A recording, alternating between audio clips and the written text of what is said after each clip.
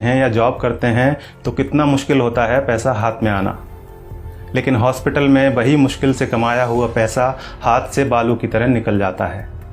फिर भी हम सभी अस्पताल में जितना पैसा मांगा जाता है खर्च करते हैं।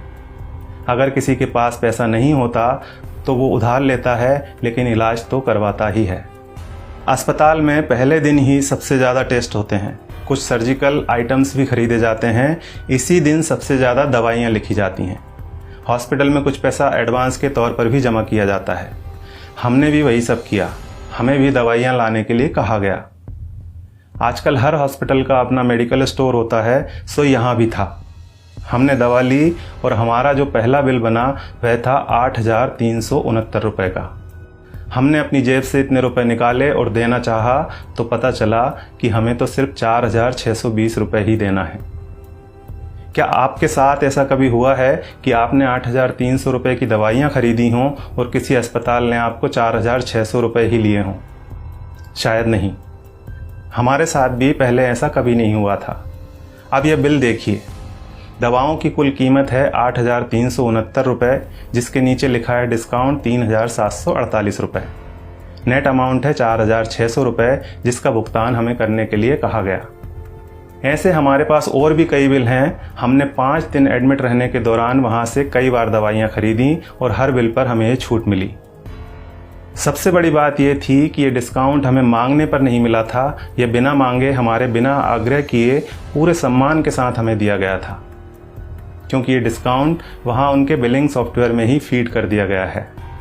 और आप यह जानकर हैरान होंगे कि डिस्काउंट का प्रतिशत 2, 4 या 10% नहीं है, यह बहुत ज़्यादा है।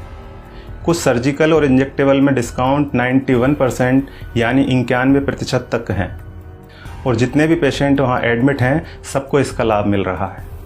अब आपके मन में सवाल उठ रहा होगा कि ऐसा क्यों? हम भी यही सोच रहे थे कि आखिर ऐसा क्यों। तो हमने डॉक्टर साहब से सीधे पूछ लिया, क्योंकि इसका जवाब तो वही दे सकते थे। फिर उन्होंने हमें बताया कि क्यों उनके अस्पताल में इतना डिस्काउंट दिया जाता है। उन्होंने हमें समझाया कि MRP का खेल क्या होता है।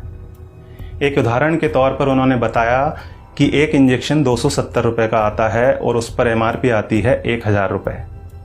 उन्होंने कहा कि मेरा मन नहीं माना कि मैं 270 रुपये का वह इंजेक्शन अपने पेशेंट को 1,000 रुपये में बेच दूँ। मैं डॉक्टर हूँ, मुझे अपनी फ़ीस और मेरे हॉस्पिटल की दूसरी सेवाओं का चार्ज मरीज से लेना है। 270 रुपये का इंजेक्शन 1,000 में नहीं बेचना।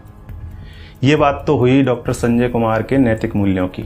अब यहाँ सवाल ये है कि दूसरे ज़्यादातर अस्पतालों के मालिकों ने क्या अपना ज़मीर बेच दिया है? बेबी गैस्ट्रो केयर अस्पताल के डॉक्टर संजय कुमार की तरह ये क्यों नहीं कहते कि हमें भी अपनी सर्विसेज का पैसा ही मरीज से लेना है? वे क्यों नहीं कहते कि 270 रुपये का इंजेक्शन 1,000 में हम नहीं बेचेंगे? दूसरा सवाल ये है कि आखिर दवा कंपनियों द्वारा इतनी MRP लिखी ही क्यों जा रही है? इनको किसने अधिकार दिया है दवाओं पर इतनी ज़्यादा MRP लिखने का?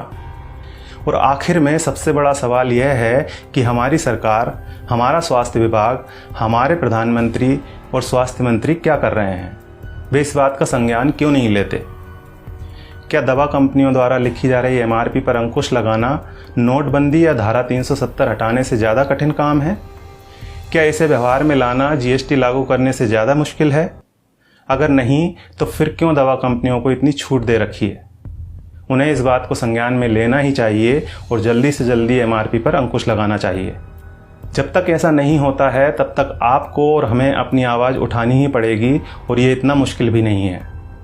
हम सबको बस इतना करना है कि अगर 270 रुपये का इंजेक्शन हमें 1,000 रुपये में दिया जा रहा है तो हमें कहना है भैया 300 लगा लो, चलो भैया 400 ले लेना।